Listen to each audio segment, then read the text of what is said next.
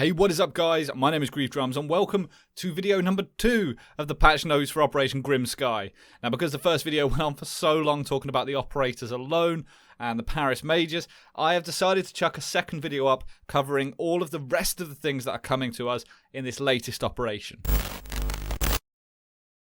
Right, the biggest thing to come out of all of this patch notes, I guarantee this will get the most traction and the most attention, is the fact that FAVELA is back. It is back in the casual playlist, and I'll be honest, I'm so happy. I never thought I'd see the day that I was really happy to see FAVELA back, but I am. And I think a lot of other people will be. Everyone's been getting nostalgic recently, and quite rightly so.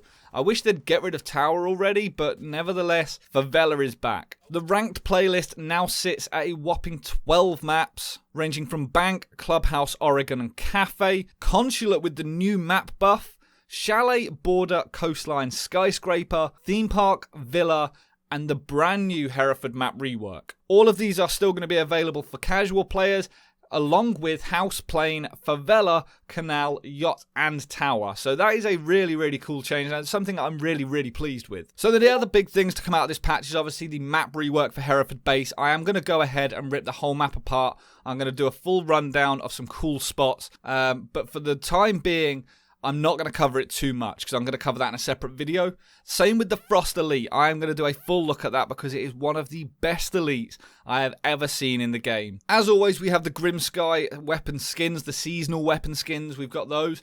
They're quite nice. I'm not a massive fan of the first two, the police one or the Indomitable Spirit of Majesty. I'm not a huge fan of either of those. I think the iconic Spitfire and the Royal Flare of Sovereign are pretty nice, although the Royal Flare of Sovereign is a bit similar to the Roman style one that we've only just had, so I don't know how many people are going to be buying that. So the other thing to come in the patch notes is the Consulate map buff. Now the Consulate map buff is something that it hasn't changed a huge amount from what I've seen, but again, I'm going to do a separate video on that, so make sure to check those out when I release them. I will put everything on Discord and Twitter so you know it's gone live. The patch notes then move on to cover the two-step verification for ranked. Now, this is going to be to stop the hacking, or to certainly make it a lot harder. What they're doing is they're implementing two-step verification as a requirement for any PC player to join a ranked match. It's going to start with an awareness thing just to sort of let everyone know, and then the activation is going to happen. Now, when this does, you will have a set amount of time to turn this on and actually activate the two-step verification, because if you don't, you are going to get locked out of ranked. You will not be able to play ranked until you have done it. Now, the exact date for when this is happening hasn't yet been finalized. They are running the awareness of it at the minute, I believe, or certainly at the start of the season once it's officially out. But I would start looking into it if you're planning on playing ranked on PC. Okay, so some of the more pertinent things to come out of the patch notes that you may not have heard about are the fact that Thatcher and Twitch have both been affected very slightly. What they have done is Thatcher, his EMP grenades will now temporarily disable cameras instead of destroying them.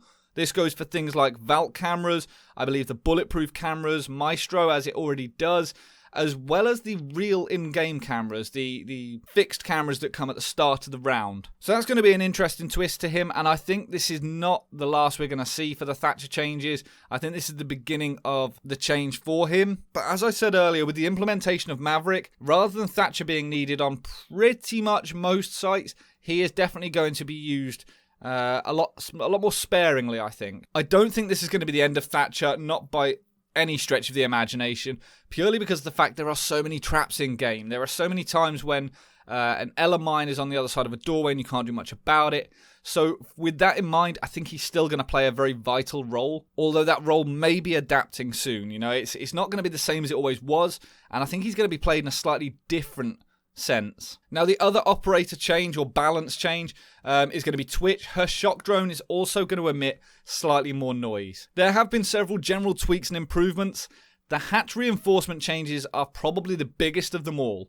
The hatch reinforcements now are going to partially destruct in certain situations. So if Hibana chucks some pellets on top of it, it's not going to open with only one pellet. Instead, it's going to blow a tiny little hole in it for you to look through. In order for you to open a hatch with Hibana, you actually have to get all 6 pellets on top of the hatch. I think this is an interesting change. It certainly, again, kind of buffs Maverick and makes him more vital, because if you don't get all of the 6 pellets onto the hatch, Maverick can actually open it up for you by taking out the rest of it. He can do the hatches himself, but between both Hibana and Maverick together, I think, creating holes in hatches to look down onto a site without overexposing yourself before you fully open it is going to be an interesting game changer. The other thing to consider is the meta for Oregon basement of Hibana opening up the hatch from outside has also gone. I mean, you have to make sure that all 6 of these pellets land on that hatch, so you have to get up pretty close for the hatches. Nevertheless, it is an interesting change. I'm curious to see exactly how it plays out. As far as player comfort goes, the idle operator pick has also been introduced. If you're not able to select an operator at the beginning of a round, if you're AFK, you've gone to the toilet, whatever,